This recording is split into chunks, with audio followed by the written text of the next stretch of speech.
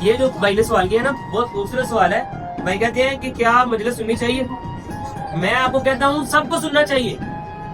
اگر آپ سنیوں کے میلاد پہ گئے ہیں سنیں, اگر آپ اہل تشیعوں کی مجلس میں گئے ہیں سنیں, اگر آپ کسی توحید کانفرنس میں گئے ہیں اہل حدیث کی تو سنیں, ضرور سنیں.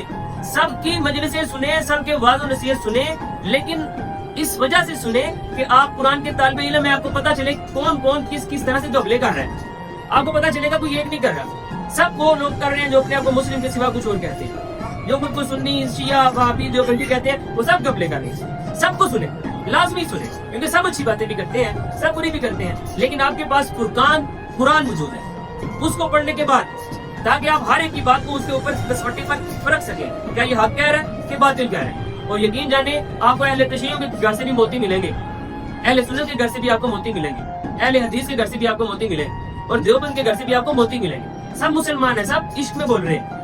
سب آپ کو جب قرآن پڑھ کر سنائیں گے تو آپ کو ایک نئے اینگل سے اللہ کی بات سننے کا موقع ملے گا. لیکن سب نے البتہ اپنے اپنے طور پر گپلے بھی کیے ہوئے ہیں, وہ بھی آپ کو قرآن پہچان کر واضح طور پر بتائی دے.